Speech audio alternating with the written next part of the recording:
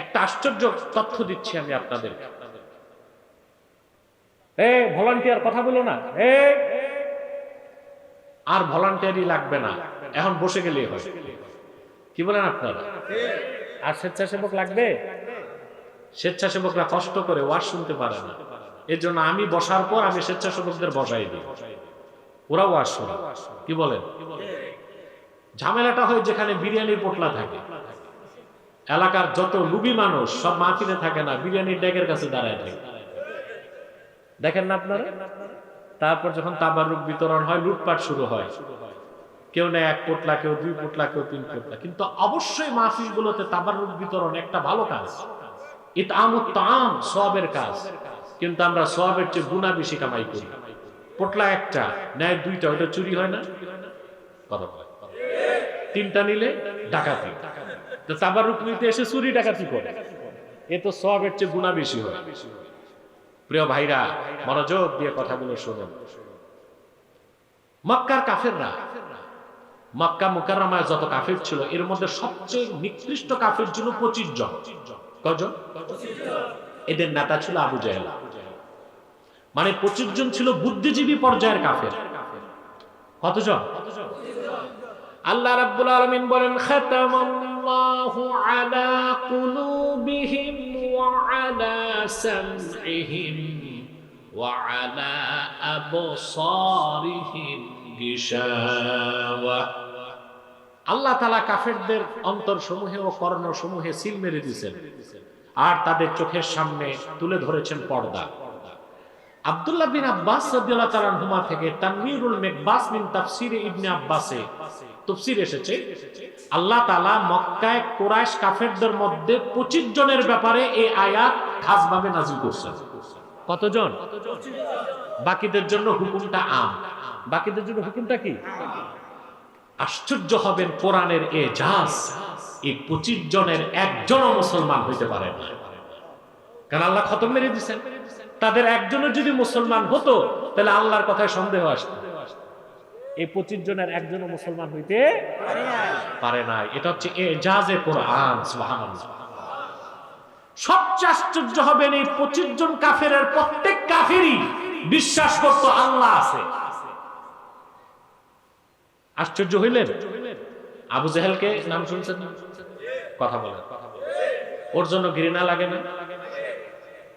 আমার বাংলাদেশের মুসলমান সন্তানের নাম রাখতে আজে বাজে নামও রাখে, জুতা, sandal, chocolate, biscuit, hockey stick, ballistic রাখে কিনা? কিন্তু শুনছেন কোন মুসলমান ভুলেও সন্তানের নাম রাখছে আবু জাহেল? রাখছে? রাখে না। 2টা নাম মুসলমান রাখে না, এজিদের নাম আর আবু জাহেলের নাম। ঠিকটা তো ঠিক মতো বললাম না?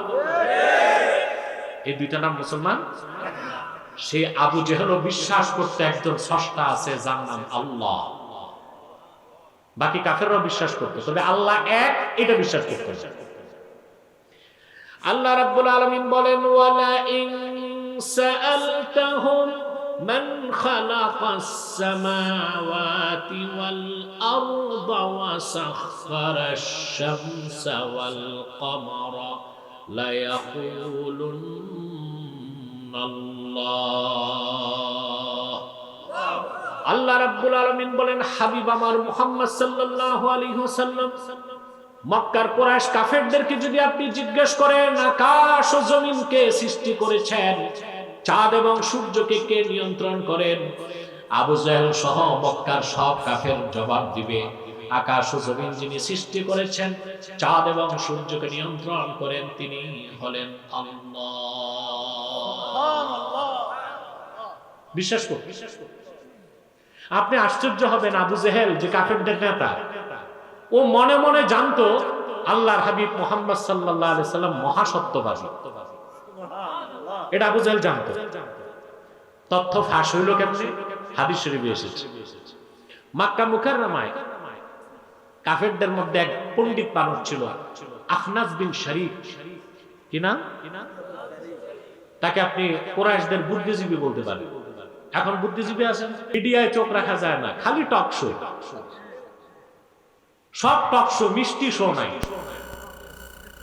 কথা বলে মিষ্টি শো নাই, জাল শো নাই, সব টক শো। আর এক একজন বুদ্ধিজীবীর পাণ্ডিত্য কি সব জন্য বিদ্যাসাগর, এমন কোন সাবজেক্ট নেই জানে না। কথা বলে আপনারা কাফের মুশরিক নাস্তিক বেঈমানদের সাথে আমার অনেক ডিবেট দেখছেন। প্রত্যেকটা ডিবেটে বসার আগে আমি প্রচুর পড়াশোনা করি, আমাকে সঠিক তথ্য দিতে হবে। কিন্তু এখন দেখি বুদ্ধিজীবীরা ডেইলি টক শো করে এক একজন 3টা রাতে কি পায়, 1 কাপ চা 2000 টাকা, কাজ নাই কাম নাই, 10-12টা পত্রিকা পড়ে দিনভর, আর রাতে যে টক শো করে যা খুশি তা বলে। এই যে কাজ নাই কাম নাই, বুদ্ধি বেঁচে খায়, তাই তো বুদ্ধিজীবী। কৃষি কাজ করে যে সংসার চালায় সে কি কৃষিজীবী। মাছ বিক্রি করে যে সংসার চালায় সে কি মৎস্যজীবী। বুদ্ধি বিক্রি করে যে সংসার চালায় ও কি বুদ্ধিজীবী। তবে এই বুদ্ধিজীবীদের অনেকেই বুদ্ধিজীবী না, বুদ্ধি প্রতিবন্ধী। কলে কৌশলে ওদের চেষ্টাই থাকে ইসলামের বিরোধিতা করা। তাদের মধ্যে কেউ কেউ মিষ্টভাষী, কেউ কর্কশ ভাষী। মিষ্টি ভাষীগুলো বেশি দুষ্ট, এগুলো মধুর সাথে বিষ মিশায়া মানুষকে হত্যার চেষ্টা করে। হত্যা তো না, ঈমান আকীদা নষ্ট করে। তো বুদ্ধিজীবী নতুন কিছু না, সব যুগে বুদ্ধিজীবী ছিল। মক্কায় বুদ্ধিজীবী ছিল আখনাস বিন শরীক। সে একদিন আবু জেহেলকে পাইল কাবা ঘরের সামনে, বলে দোস্ত তুমি তো আমাদের নেতা। বলে হ্যাঁ ঠিক, আমি তো নেতাই। একটা প্রশ্ন করি, উত্তর দিবা? বলে কি প্রশ্ন? বলে আখবিরনি আন মুহাম্মাদিন সাল্লাল্লাহু আলাইহি ওয়াসাল্লাম আহুয়া সাদিকুন আম কাযিব। নাউযুবিল্লাহ। মুহাম্মদ সাল্লাল্লাহু আলাইহি ওয়াসাল্লাম ইসলামের দাওয়াত দিচ্ছেন, তাওহীদের দাওয়াত দিচ্ছেন, ওনার ব্যাপারে তোমার বিশ্বাসটা কি? উনি কি সত্যবাদী না মিথ্যাবাদী? নাউযুবিল্লাহ বলে। আবু জেহেলকে জবাব দিতে শুনবেন, কথা বলে। হাদিস সাক্ষ্য দেয়, আবু জেহেল ডানে বামে তাকায় দেখছে কোনো মানুষ নাই। সে বলল ক্বালা ওয়াল্লাহি ইন্না মুহাম্মাদান সাল্লাল্লাহু আলাইহি ওয়াসাল্লাম লাসাদিক ওয়া মা কাযাবা মুহাম্মাদুন সাল্লাল্লাহু আলাইহি ওয়াসাল্লাম কাত্তু। কাবার মালিক আল্লাহর কসম করে আমি সাক্ষ্য দিচ্ছি, মুহাম্মদ সাল্লাল্লাহু আলাইহি ওয়াসাল্লাম মহা সত্যবাদী। তিনি মুহাম্মদ সাল্লাল্লাহু আলাইহি ওয়াসাল্লাম কোনদিন একটা অক্ষর মিথ্যে কথা বলেন নাই। আল্লাহু আকবার। বলল কে? জোরে। ঈমান আনে নাই। কেন আনে নাই? খাতামাল্লাহু আলা কুলুবিহিম। কয়টা কাফেরের ব্যাপারে আসছে? খাস ভাবে 25 কাফের। এর 25টার নেতাই তো ছিল আবু জেহেল। তো ও ঈমান আনে কেমনে? কথা বলেন। আমি বুঝাতে চাইলাম মক্কার কুরাইশ কাফেরদের অনেকেই আল্লাহ সুবহানাহু ওয়া তাআলাকে বিশ্বাস করছে, আল্লাহর হাবিব মুহাম্মদ সাল্লাল্লাহু আলাইহি ওয়াসাল্লাম আল্লাহর প্রেরিত মহা সত্যবাদী পয়গম্বর, এটা বিশ্বাস করত। কিন্তু মক্কায় এমন একজন কুরাইশ কাফিরও ছিল না আখিরাতকে বিশ্বাস করত, পরকালকে বিশ্বাস করত। সেই জন্য আল্লাহ রাব্বুল আলামিন সূরা বাকারায় 28 নম্বর আয়াত নাযিল করলেন। এটাই কোরআন কারীমে আখিরাতের ব্যাপারে প্রথম আয়াত। আল্লাহ বলেন কাইফা তাকফুরুনা বিল্লাহি ওয়া কুনতুম আমওয়াতান ফাআহইয়াকুম সুম্মা ইউমীতুকুম সুম্মা ইউহয়ীকুম সুম্মা ইলাইহি তুরজাউন। কাফেরেরা আল্লাহর কুদরতকে কিভাবে অস্বীকার করে। এখানে কাইফা তাকফুরুনা বিল্লাহর তরজমা আল্লাহকে কিভাবে অস্বীকার করো, এটা হবে না। ওরা আল্লাহকে বিশ্বাস করত। এখানে হবে আল্লাহর কুদরতকে কিভাবে অস্বীকার করো। কুনতুম আমওয়াতান ফাআহইয়াকুম, তোমরা তো মরাই ছিলা, মৃত ছিলা, জিন্দা করছেন কে? অতঃপর তিনি আবার তোমাদের মৃত্যু দিবেন। এই কাজগুলো যিনি করার ক্ষমতা রাখেন, আবার তিনি জিন্দাও করতে পারবেন। পারবেন কিনা সন্দেহ আছে? এবার একটু ব্যাখ্যা নেই। আমরা কি মৃত ছিলাম? জোরে। মায়ের পেটে 1 ফোঁটা পানি, জীবিত না মৃত? রক্তপিণ্ড, জোরে বলেন, গোশত পিণ্ড। রুহু আসার আগে সবটাই তো মৃত।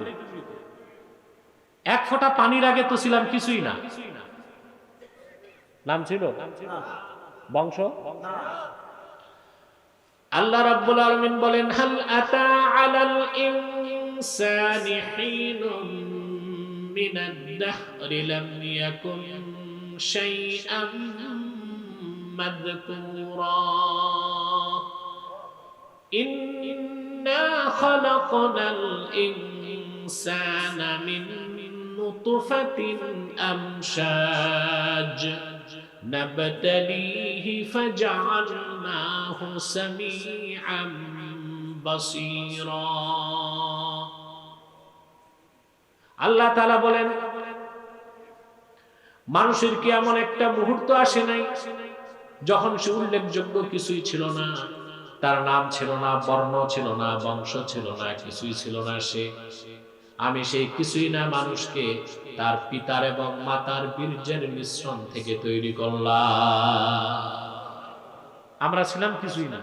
কি ছিলাম? এই কিছুই না থেকে বানালেন কে? তা আবার মৃত্যুর পর তিনি বানাতে পারবেন কিনা এটা বুঝতে কি পিএইচডি ডিগ্রি লাগবে?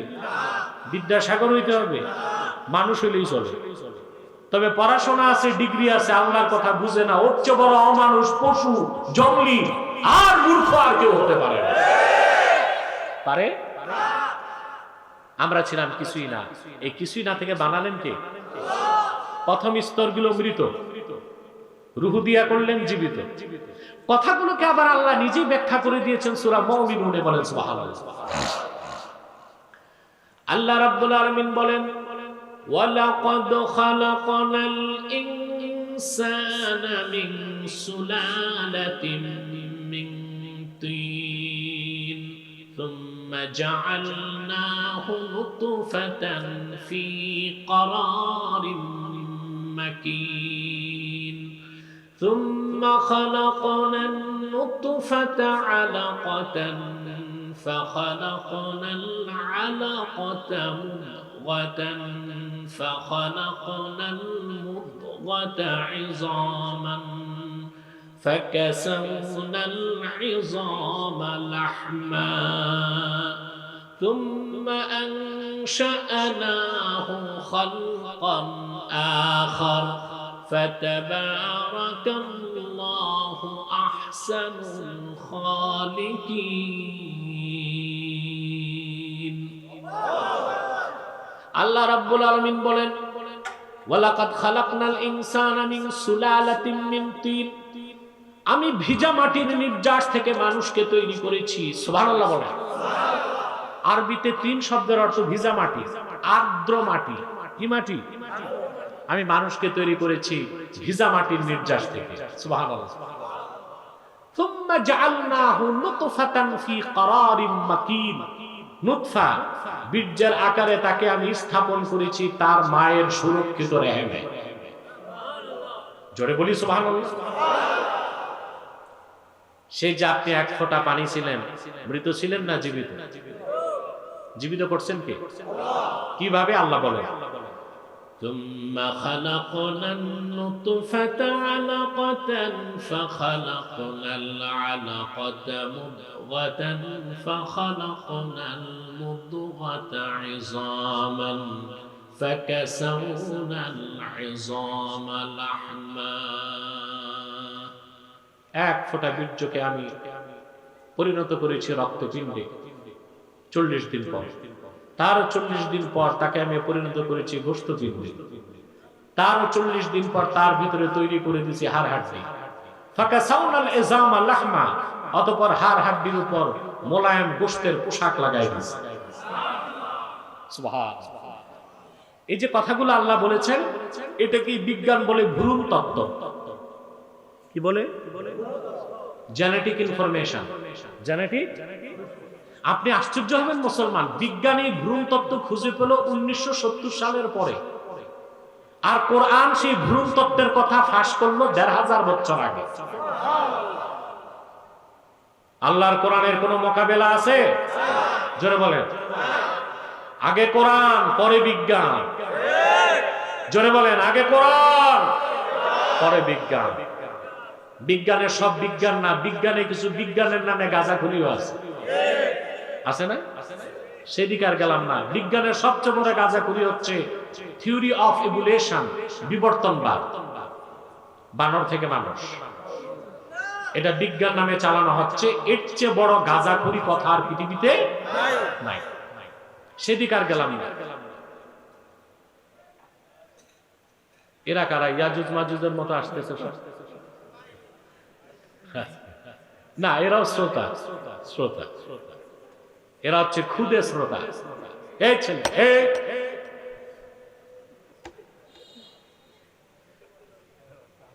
স্বেচ্ছাসেবকরা খেয়াল রাখো যেন আওয়াজ না করো। প্রিয় বন্ধুগণ, কথা শুনতেছেন? আর কিছু সময় আছি আপনাদের কাছে, বুঝতে পারছেন? বেশি কষ্ট দিব না, বৃষ্টি বাদলের দিন তো। সম্মানিত সুধী, বিজ্ঞান এটা পাইল 1970 সালের পরে, আর রাসূলুল্লাহর উপর অবতীর্ণ কোরআনে আসলো 1500 বছর আগে। এই যে ভ্রূণ তত্ত্ব, জেনেটিক ইনফরমেশন, বীর্য, বীর্য থেকে রক্ত, রক্ত থেকে গোশত, তারপর হাড় হাড্ডি, তারপর চামড়ার হাড় হাড্ডি, তারপরে গোশত, তারপর গোশতের পোশাক, তারপরে চামড়া। সুবহানাল্লাহ। কানাডাতে একজন বিজ্ঞানী ছিলেন, জুলজিস্ট, প্রাণী বিজ্ঞানী। তার নাম ছিল মিস্টার কিট মুর। কি নাম? 1978 সালে কোরআন শরীফের এই জেনেটিক ইনফরমেশন সূরা মুমিনুনের কয়েকটা আয়াত দেখে সে কোরআনকে বিশ্বাস করে ফেলেছে। প্রকাশ্য সেমিনারে যে এসে বলল, আমি ব্যক্তিগতভাবে বিশ্বাস করি কোরআন আল্লাহর বাণী, আমি বিশ্বাস করি মুহাম্মদ সাল্লাল্লাহু আলাইহি ওয়াসাল্লাম